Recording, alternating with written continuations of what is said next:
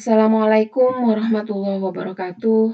Kali ini kita akan belajar tentang X-ray fluorescent analysis atau analisis SRF. Dari spektrum elektromagnetik ini, kita dapat mengetahui efek sinar terhadap molekul dan atom. Kita lihat kalau microwave dengan energi yang lebih rendah, dia efek terhadap molekul dan atom dia mengalami rotasi, kemudian infrared mengalami vibrasi, dan ultraviolet mengalami eksitasi elektron, dan X-ray dia dapat memutus ikatan dan juga ionisasi. Oke. Di sini diingatkan kembali tentang kulit elektron atau elektron shell. Nah, di sini ada yang paling dekat dengan inti ada kulit K, kemudian disusul kulit L, M, dan N. Di mana untuk efek dari X-ray ini dia biasanya hanya pada kulit K dan kulit L. Ya.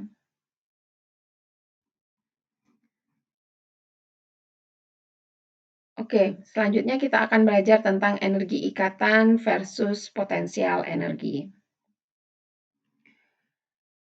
Semakin dia dekat dengan inti, yaitu kulit K, maka dia energi ikatnya semakin tinggi.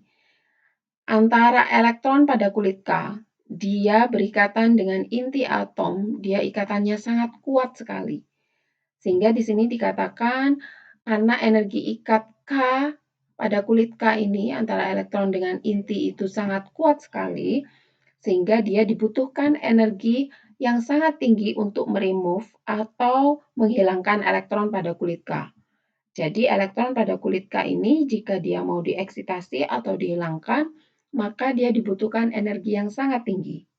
Ya, semakin dia kulitnya semakin jauh dari inti, maka energinya dia yang dibutuhkan untuk menghilangkan elektron atau mengeksitasi elektron, dia dibutuhkan energi yang lebih rendah. Oke. Selanjutnya, itu kalau tentang energi ikat ya. Jadi energi ikatnya yang semakin tinggi, dia dibutuhkan energi yang lebih tinggi untuk meremove atau mengeksitasi elektron. Kemudian pada kulit N ini, ya elektron pada kulit N, jika dia mau elektronnya ini, jika dia mau mengisi kekosongan pada kulit K, tadi kulit K-nya sudah elektron pada kulit K ini mengalami eksitasi atau di-remove ya, maka elektron pada kulit K ini mengalami kekosongan. Jika elektron pada kulit N di sini dia berpindah pada kulit K, maka dia akan merilis atau menghasilkan energi potensial yang sangat tinggi. Ya, dibandingkan jika elektron pada kulit L di sini dia berpindah pada kulit K, dia juga menghasilkan energi yang lebih rendah daripada elektron pada kulit N yang dia berpindah pada kulit K. Oke. Saya lanjutkan. Bagaimana dia mendeskripsikan secara fisik SRF ini? Ya, yang pertama, ya. Misalnya di sini step yang pertama ada sinar X yang dihasilkan dari sumbernya, ada sinar X menuju pada sampel, maka dia biasanya langsung menembus pada kulit K. Ya. Elektron pada kulit K di sini dia mengalami eksitasi atau keluar ya, di-remove, elektronnya di-remove di sini sehingga pada kulit K di sini dia mengalami kekosongan. Pada kulit K mengalami kekosongan ya, elektron. Jika yang step 2 ya, setelah mengalami kekosongan elektron pada kulit K, jika yang berpindah elektron ini adalah dari kulit L menuju kulit K, maka dia menghasilkan atau mengemisikan sinar X berupa K alfa. Dan jika yang berpindah itu adalah kulit M, elektron pada kulit M menuju pada kekosongan kulit K, ya, maka dia perpindahan elektron dari kulit M ke kulit K di sini, dia mengemisikan sinar X berupa K beta. Oke. Saya perbesar. Nah, di sini prinsip dari SRF saya perbesar ya. Misalnya nih, lagi saya jelaskan kembali, jika ada sinar X ya yang dihasilkan dari sumber sinar X datang menuju sampel kita, maka dia akan menembus sampai pada kulit K, di mana elektron pada kulit K di sini yang disinari oleh sinar X, elektronnya mengalami eksitasi atau keluar ya, di remove.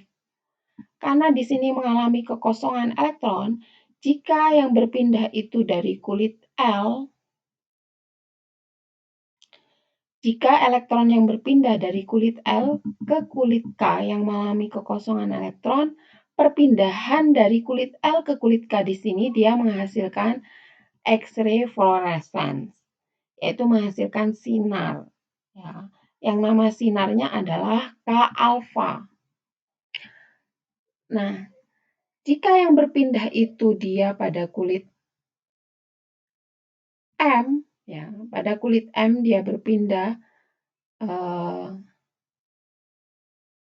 mengisi kekosongan, maka namanya kekosongan pada kulit L, maka namanya adalah L-alfa. Ya. Kemudian, jika yang berpindah itu dari kulit L menuju langsung pada kulit K, maka namanya adalah K beta. Oke, tadi yang berpindah dari kulit L ke dari kulit M ke kulit L, maka namanya adalah L alfa. Jika yang berpindah dari kulit M pada kulit L, maka namanya adalah L beta, dan seterusnya. Yang berpindah dari kulit N menuju ke M, maka namanya adalah M alfa. Oke. Tapi yang banyak digunakan untuk sinar X itu adalah kulit K dan kulit L. Biasanya yang paling banyak muncul adalah K alfa, K beta. Oke.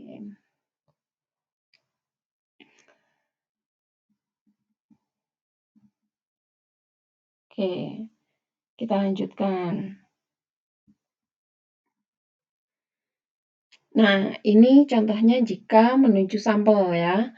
Ini ada sinar X-ray ya, radiasi sinar X-ray menuju kepada sampel. Maka di sini dia tadi itu jika menuju pada sampel maka menghasilkan sinar fluorescence ya. Nah, di sini tergantung dari logam-logam yang berada pada sampel ya.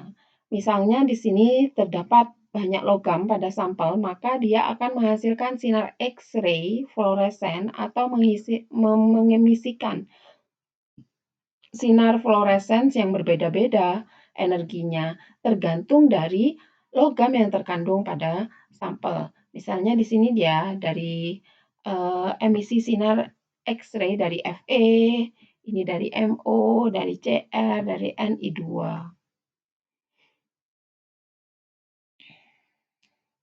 Jadi energi dari masing-masing logam pada sampel itu akan berbeda.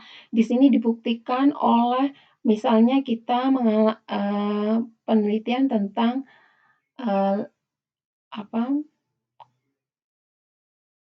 tentang warna nyala ya. Misalnya kita penelitian tentang warna nyala. Maka setiap logam ini dia akan memiliki warna nyala yang berbeda. Mengapa? Karena dia memiliki energi yang berbeda-beda. Begitu pula di sini, misalnya di dalam sampel itu dia terdapat logam-logam yang berbeda-beda, maka dia akan mengemisikan energi sinar X fluorescence yang berbeda-beda tergantung dari logamnya yang terkandung di dalamnya. Oke, ini adalah hasil analisis dari SRF. Maka SRF itu dapat mengetahui logam-logam yang terdapat pada sampel. Ya. Jadi kalau kita pengen mengetahui unsur-unsur yang terdapat dalam sampel, misalnya kita tidak mengetahui sampel ini dia terdapat unsur apa saja. Nah, itu kita analisiskan dengan SRF. Dengan SRF kita dapat mengetahui di sini ya,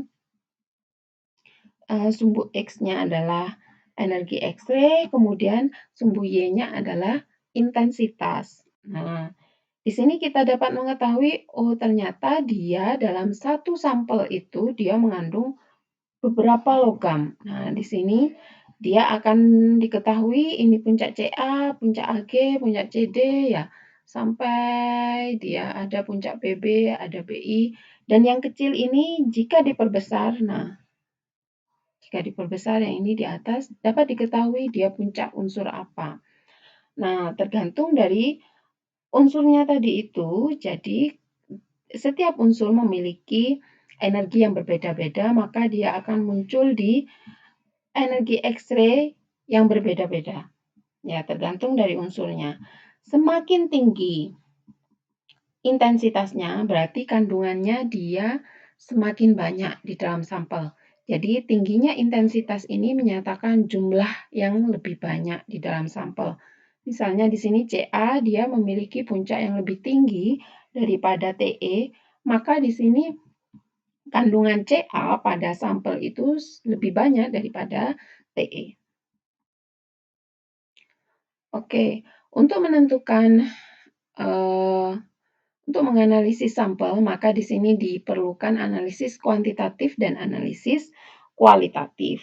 Di mana kalau analisis kuantitatif kita dapat menentukan konsentrasi dari masing-masing logam yang terdapat dalam sampel atau dari masing-masing unsur yang terdapat dalam sampel. Sedangkan kalau analisis kualitatif kita dapat mengetahui komposisi kimianya. Jadi unsur-unsurnya ada apa saja di dalam sampel. Itu kita analisis secara kualitatif. Oke.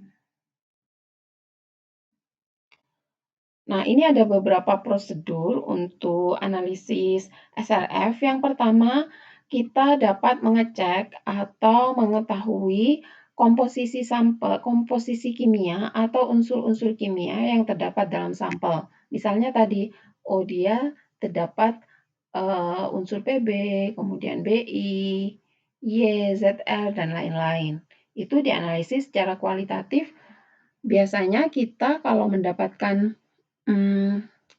data X-ray itu sudah terdapat ada unsur-unsurnya setiap puncaknya.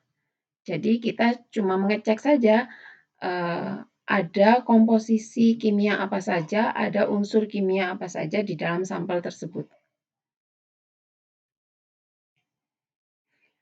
Kemudian di sini dikatakan kita dapat mengetahui kondisi dari SRF, detektornya dia memakai apa, kemudian waktu pengerjaan, waktu analisisnya berapa, ya, kemudian sumber sinarnya itu apa, itu juga penting diketahui. Kemudian yang ketiga, kita membuat kurva kalibrasi dari standarnya. Ya. Kemudian yang keempat, kita dapat menghitung konsentrasi dari sampel. Nah, ini merupakan analisis kuantitatif. Jadi sama seperti analisis AAS, pada umumnya AAS itu kan dia juga menentukan unsur-unsur atau logam di dalam sampel ya. Seperti SRF juga menentukan unsur-unsur atau logam-logam dalam sampel, tetapi dia langsung muncul semuanya ada logam apa saja, ada unsur apa saja di dalam sampelnya. Maka di sini juga dibuat kurva kalibrasi. Misalnya di sini kurva kalibrasi untuk CD, maka dia membuat variasi konsentrasi untuk CD untuk standarnya. Kemudian nanti dari standar di sini kita dapat menentukan konsentrasinya. Oke, langsung saja. Oke, di sini ada contoh hasil spektrum dari XRF. Nah, di sini kita dapat mengetahui ada unsur CS, Ba, kemudian ada La, Ce, Ba, dan di sini yang daerah yang kecil-kecil di sini juga dapat diperbesar, dia ada unsur apa saja di dalamnya. Ini kalau analisisnya secara kualitatif. Oke. Sekarang kita kalau analisisnya secara kuantitatif. Kalau analisisnya secara kuantitatif, maka per unsur di sini tadi itu dia dibuat standarnya melalui kurva kalibrasi. Jika pengen mengetahui berapa konsentrasi CS di sini, berapa konsentrasi BA di sini, berapa konsentrasi LA pada sampel, maka kita melakukan kurva kalibrasi dari masing-masing unsur. Ya, misalnya unsur CS kita buat kurva kalibrasi, kemudian unsur LA kita membuat kalibrasi dan seterusnya. Semakin banyak unsurnya berarti kurva kalibrasinya semakin banyak. Jika ingin menentukan konsentrasi dari masing-masing unsur, ya. Dari kurva kalibrasi ini kita menghasilkan nilai R2-nya, ya. Kemudian selanjutnya, nah, untuk menentukan konsentrasi dari unsur itu, ya kita dapat mengetahui di sini ada IB, yaitu background intensitas areanya, kemudian IP itu adalah intensitas peak areanya. Kemudian konsentrasi unsurnya kita dapat tentukan dengan LLD sama dengan 3/C kali 1 IB per IP pangkat setengah. Di mana LLD ini itu dihasilkan dari kurva kalibrasi. Misalnya dari kurva kalibrasi ini kita hasilkan LLD 3,5 ppm, ya. Biasanya kita sudah dapat menghasilkan R dan juga LLD dari kurva kalibrasi masing-masing unsur dari alat, ya. Nah, dari hasil LLD tadi itu, dari kurva standar itu, kita masukkan sini, kemudian masukkan IB-nya, yaitu intensitas area background-nya, kemudian memasukkan intensitas area peak-nya, pangkat setengah, maka nanti akan dihasilkan C. Ini ada beberapa contoh, misalnya di sini LLD-nya sudah diketahui dari kurva standar, kemudian IP-nya sudah diketahui, kemudian IB-nya sudah diketahui, maka dapat diketahui konsentrasinya. Ya. Oke, setelah kita mempelajari secara kuantitatif, ya, kita harus membuat kurva standar dari masing-masing unsur jika pengen mengetahui konsentrasi dari masing-masing unsurnya. Kemudian selanjutnya kita akan belajar menuju pada analisis kualitatif, ya. Di mana di sini dikatakan semakin besar nomor atom semakin besar, maka dia biasanya berada pada energi yang lebih besar. Ya, munculnya misalnya unsur Ca, ya unsur Mn, di sini dikatakan bahwa dia biasanya berada pada energi muncul di awal-awal, ya.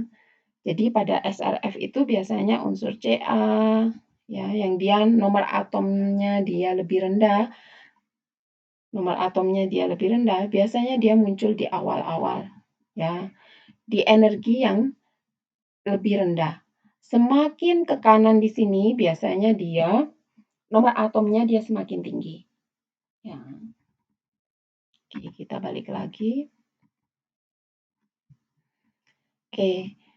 Selain itu, di sini dikatakan yang berwarna biru dan yang berwarna hijau ini adalah K-alfa 1, K-alfa dan K-beta. Kemudian yang berwarna merah dan ungu ini adalah L-alfa dan L-beta. Di mana energi K di sini dikatakan dia energinya lebih tinggi daripada yang L. Ya. Sedangkan K-alfa dan K-beta dia lebih besar energinya yang K-beta. Ya. Di sini juga yang L-alfa dan L-beta lebih besar L-beta daripada L-alfa. Oke. Selanjutnya kita menuju kepada analisis kualitatif, di mana di sini ada contoh spektrum SRF dari suplemen Cina.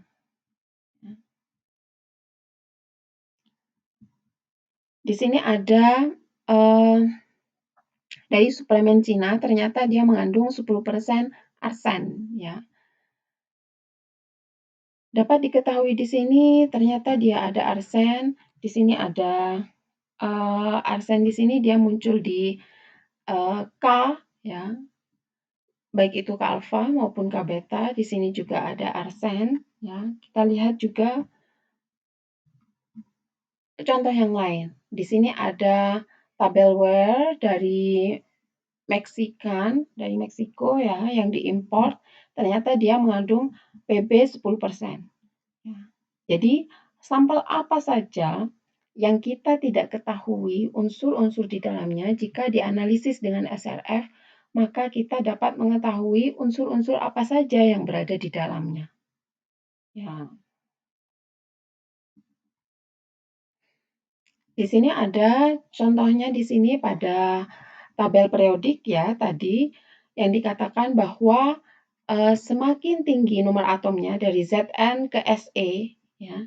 Di sini nomor atomnya semakin tinggi, maka dia biasanya muncul di energi yang juga semakin tinggi.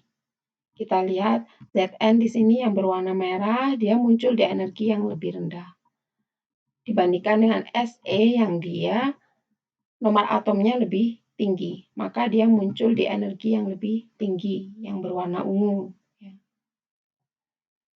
Berarti unsur-unsur yang nanti semakin tinggi nomor atomnya ini yang bawah paling pojok kanan berarti dia muncul di energi yang lebih tinggi biasanya. Ya. Oke, kita akan mempelajari energi yang di K dan di kulit K dan di kulit L. Ya.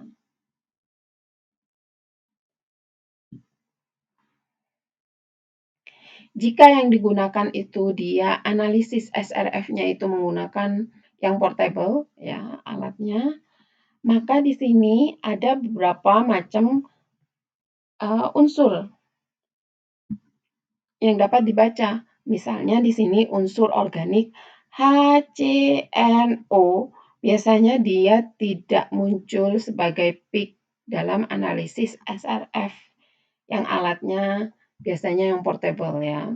Tapi adalah alat tertentu yang dia bisa dapat membaca atau memunculkan puncak dari unsur organik. Ya. Tapi pada umumnya biasanya unsur organik ini tidak terbaca pada alat SRF. Nah. Kemudian kalau unsurnya itu dia berupa low Z atau nomor atomnya dia yang rendah. Kalau unsurnya yang nomor atomnya rendah, misalnya Cl, Ar, K, Ca ya, maka dia biasanya hanya memunculkan peak yang K. Ya, baik K alfa, K beta. Kemudian kalau unsurnya dia high Z atau unsurnya dia nomor atomnya dia lebih tinggi, sangat tinggi, misalnya ada Ba, Hg, Pb, U ya, maka dia hanya memunculkan puncak L. L alfa, L beta, seperti itu ya. Sedangkan kalau unsurnya itu middle Z atau nomor atomnya yang tengah-tengah, tidak terlalu tinggi dan tidak terlalu rendah nomor atomnya, maka dia biasanya muncul keduanya peaknya, ada yang K, ada yang L. Jadi K alfa, K beta, L alfa, dan L beta itu bisa terbaca dan memunculkan puncak besar itu ya. Nah, ini contohnya tadi.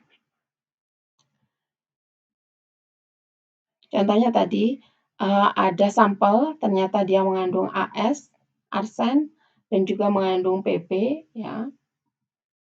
Maka di sini dikatakan bahwa, nah di sini dia yang memunculkan arsen hanya memunculkan K, ya, baik itu K alfa maupun K beta. Sedangkan Pb hanya memunculkan L alfa dan L beta. Oke. Tadi di sini contohnya adalah suplemen Cina tadi itu, dia hanya memunculkan puncak K. Ya. Kemudian kalau Pb ini dia hanya memunculkan puncak L. Ya.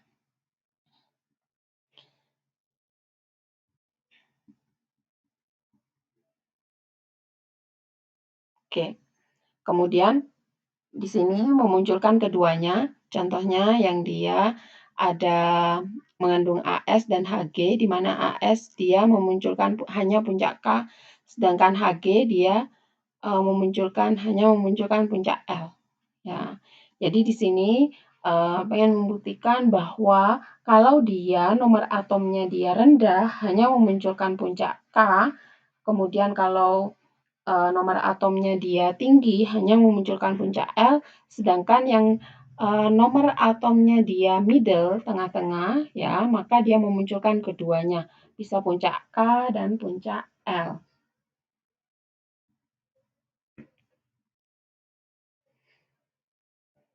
Kemudian di sini ternyata di awal kita kan langkah kedua itu harus mengetahui uh, jenis dari detektornya. Karena detektor di sini dia mengalami efek pada resolusinya. Misalnya yang digunakan adalah detektor yang lama yaitu menggunakan SI. Kemudian yang satunya yang sebelah kanan dia menggunakan detektor yang lebih baru yaitu menggunakan SDD. Maka di sini detektor ini akan mempengaruhi dari resolusinya. Kita lihat di sini untuk puncak PB-nya dia tidak diketahui kan ya, puncaknya tidak terlihat bahwa dia sebagai puncak. Sedangkan kalau detektor yang baru dia terdapat puncak. Ya. Juga pada PB L betanya di sini dia puncaknya itu tidak begitu terlihat, sedangkan jika menggunakan detektor yang terbaru maka dia akan terlihat puncaknya, akan lebih terlihat puncaknya. Di sini resolusinya mempengaruhi, misalnya ini 0,2, kemudian resolusinya ini 0,15, maka di sini biasanya kalau resolusinya 0,2 di sini tidak dapat terlihat kan ya puncak PB dan BI-nya secara pasti. Kemudian kalau resolusinya dia lebih rendah, maka dia biasanya dapat diketahui PB dan BI-nya puncaknya sangat bisa terlihat ya. Maka di sini kita dapat informasi juga yang dibutuhkan untuk SRF itu adalah detektornya. Dia menggunakan detektor apa. Oke, selanjutnya kita akan belajar tentang artifak peak, di mana di sini ya, interaksi antara sinar X, sumber sinar X, foton terhadap sampel, maka dia biasanya menghasilkan karakteristik spektrum SRF yang dia biasanya tidak diinginkan ya. Misalnya ada Bremsstrahlung, ada Rayleigh peak, dan Compton peak. Oke, selanjutnya kita akan belajar tentang Bremsstrahlung. Jika ada sinar X ya menuju pada sampel, tetapi dia tidak bertemu dengan elektron, ya.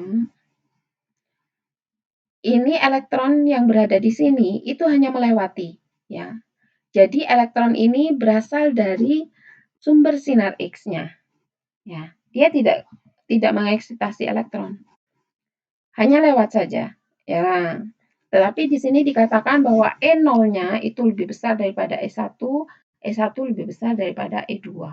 Jadi di sini ada sinar X menuju pada sampel kita hanya lewat saja, tidak mengeksitasi elektron, maka energinya dia semakin berkurang. Ya. Juga di sini dia ada sinar X menuju sampel kita, dia tidak mengeksitasi elektron, tidak bertemu dengan elektron untuk dieksitasi, maka dia diteruskan seperti ini. Sehingga biasanya dia kalau ada elektron, kemudian ada sinar X, ya berupa foton di sini, dia menuju pada sampel hanya diteruskan, tidak bertemu dengan elektron dan tidak mengalami eksitasi elektronnya, maka hasilnya dia akan berupa gundukan. Ya, gundukan seperti ini. Gundukan ini yang dinamakan dengan Bremsstrahlung. Berarti ada sinar X dari sumbernya itu, dia tidak bertemu dengan elektron untuk mengeksitasi. Hanya diteruskan saja, ya. maka dia namanya adalah radiasi Bremsstrahlung. Nah, di sini berupa gundukan. Ini yang biasanya tidak diinginkan, ya. Kemudian ada namanya Rayleigh peak. Jika ada sinar X menuju sampel kita, dia bertemu dengan elektron pada paling luarnya. Ya, di sini dikatakan hanya bertemu saja, tidak eksitasi. Kalau tadi kan tidak bertemu, ya. Ini bertemu saja dan tidak mengalami eksitasi, dapat terlihat bahwa E0 sama dengan E1. Berarti energinya tetap, ya. Di sini ada sinar X bertemu pada elektron pada kulit yang terluar, hanya bertemu saja tetapi tidak mengeksitasi. Maka nanti dia akan terbaca pada sampel kita. Misalnya, sinar X-nya ini dia berasal dari padatan RH. Ya, jadi sumber sinar X-nya itu adalah RH. Unsur RH. Maka unsur RH ini dia akan terbaca pada hasil analisis sampel kita. Padahal harusnya di sampel kita itu tidak ada unsur RH. Tetapi dia muncul unsur RH karena sumber sinar X-nya itu adalah RH dan dia tidak bertemu dengan elektron dan tidak mengalami eksitasi. Ya, maka dia akan terbaca. Maka pada sampel kita dia akan terbaca ada unsur RH. Makanya ini penting kita mengetahui sumber sinar X-nya kita itu dari apa. Kan bisa dari Cu, bisa dari MO, bisa dari RH, ya. Nah, jika yang digunakan itu adalah RH, sumber sinarnya, maka dia bisa muncul di sini. Ya, kita harus mengetahui informasi sumber sinar X. Kalau ternyata ada RH di sini, maka dapat dicurigai bahwa ini adalah Rayleigh peak. Kemudian selanjutnya ada Compton peak.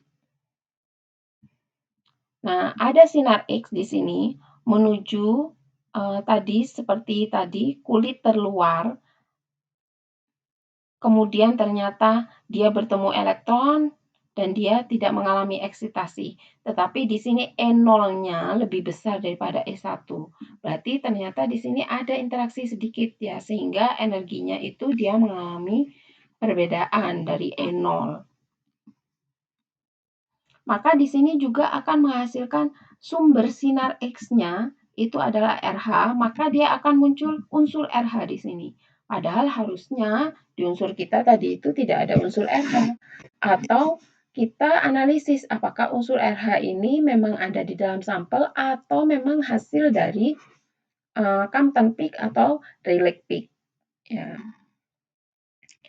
Jadi informasi unsur sinar X yang dihasilkan dari tabung itu dari unsur apa itu diperlukan, ya. Di sini dikatakan Compton peak ini dia puncaknya lebih tinggi daripada Rayleigh peak. Dia kan sama-sama RH, memunculkan RH. Ya, tapi kalau Compton peak dia biasanya intensitasnya lebih tinggi daripada Rayleigh peak. Ya. Kemudian selanjutnya ada Sum peak. Sampik di sini muncul misalnya di sini ada unsur Fe, ya, yang sebelah sini ada unsur Fe, kemudian yang sebelah sini ada Pb, ya, semuanya puncak itu ada unsurnya. Kita lihat yang unsur Fe. Nah, di sebelah unsur Pb di sini kalau diperbesar itu ternyata ada puncak, tetapi tidak bertuan, atau dia tidak tahu punyanya unsur apa. Ya. Yang sebelah sini nih, yang kecil, kalau kita perbesar, itu kan tidak tahu punyanya siapa. Ya. Atau ini puncak unsur dari apa. Maka, siapa tahu ini adalah unsur dari sampik. Jadi, Fe-nya itu, ya, Fe-nya dari ke alfa, dia menuju pada detektor yang dihasilkan, dan juga Fe Ini kalau ditambahkan 6,4 ditambah 6,4 adalah 12,8. Maka dia muncul tepat di penjumlahan 6,4 plus 6,4, yaitu 12,8. Ya. Dia muncul di pas 12,8, maka dia adalah penjumlahan dari Fe. Mengapa bisa terjadi seperti itu? Bisa jadi karena ada dua foton yang dia diserap oleh detektor, yaitu bisa K alfa tambah K alfa tambah K beta, ya, pada waktu yang sama. Atau dia memang memiliki konsentrasi yang sangat tinggi pada unsurnya, sehingga dia memunculkan sampik. Jadi kalau ada puncak yang tidak bertuan, dia biasanya hasil dari sampik. Misalnya di sini tadi kalau dia berada di 12,8, maaf ya. Jika berada di 12,8 posisinya sumbu X-nya, maka kita cari berapa tambah berapa yang menghasilkan 12,8. Nah, kebetulan adalah punyanya Fe. Dia muncul di 6,40. Ya, kalau ditambahkan 6,40 ditambah 6,40 maka 12,8 di sini ini adalah puncaknya Fe. Yang pertama bisa jadi dia terdapat dua foton yang diserap oleh elektron pada waktu yang sama. Atau dia memang konsentrasinya yang sangat tinggi pada unsur itu. Oke. Kemudian ada escape peak, di mana escape peak di sini dia muncul di depan. Kalau tadi samping itu kan ada puncak yang dia tidak bertuan ada di belakang. Sedangkan escape peak di sini dia ada puncak yang tidak bertuan ada di depan. Ya. Maka di sini diketahui bahwa misalnya di sini ada PB, ya, ada puncaknya PB. Ternyata di depannya puncaknya PB ini ada puncak yang tidak bertuan. Ternyata ini adalah kalau dikurangi 1,74, 1,74 itu dari mana? Dari energi dari detektornya. Misalnya detektornya itu yang digunakan adalah SI. Ya. Maka kalau SI dia biasanya energinya adalah 1,74. Di sini ada puncak kecil ya, 1,74. Maka PB di sini dia puncaknya di 10,55 ini dikurangi 1,74 pas dia di 8,81. Nah, puncaknya pas muncul di 8,81 ini adalah hasil pengurangan dari detektor sinar yang mengganggu yaitu dari detektor yaitu SI. Jadi ini puncaknya PB juga tetapi dikurangi dengan SI. Maka di sini informasi detektor juga dibutuhkan selain informasi sumber sinar unsurnya dari apa ya, juga informasi detektor yang digunakan juga sangat penting diketahui jika ada yang mengalami escape peak ini. Ya. Ini terjadi karena apa? Sama juga dia ada energi yang sama antara fotonnya dengan SI. Misalnya energinya di sini dia dikurangi dari energi dari foton oleh atom SI-nya. Ya. Oke. Kemudian ada artefak peak pada media blank. Nah, sebelum melakukan analisis, kita kan melakukan blank terlebih dahulu ya. Nah, ternyata di sini ada peak yang lain di sini. Nah, ternyata peaknya itu bisa berasal dari cupnya atau milar filmnya ya. Jadi harusnya memang tidak ada Fe, Cu, dan Zn, tetapi di sampel kita ternyata sudah ada Fe, Cu, dan Zn. Itu bisa jadi dari cup XLF-nya atau film SLF-nya atau dari alat-alat yang lain yang berada pada SLF. Oke, di sini kesimpulannya pada analisa kualitatif di sini yaitu sampel elemennya ini dia hanya dua, biasanya kebacanya di SLF ini yaitu alfa, K beta, L alfa, dan L beta. Ya. Kemudian di sini tadi ada beberapa peak ya yang sudah kita pelajari, ada Bremsstrahlung, itu biasanya dari sinar X-nya itu tidak bertemu dengan elektron dan elektron tidak mengalami eksitasi, maka seperti diteruskan gitu saja. Maka dia menghasilkan gundukan tadi itu. Kemudian ada relay peak, berarti ada sinar X yang dia menuju sampel pada kulit terluar, dia ketemu dengan elektron, tetapi dia elektronnya tidak mengalami eksitasi. Maka yang terbaca adalah unsur pada sumber sinar X-nya.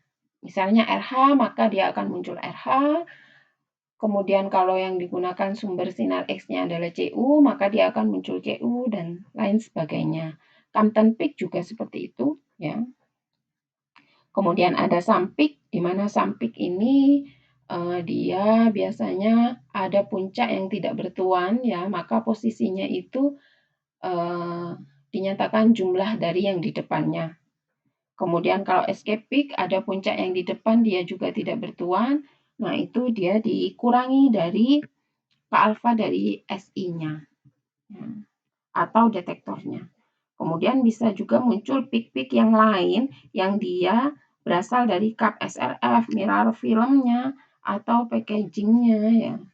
Nah ini biasanya yang tidak diinginkan. Oke. Sudah untuk pertemuan kali ini kita diskusikan di Google Classroom. Assalamualaikum warahmatullahi wabarakatuh.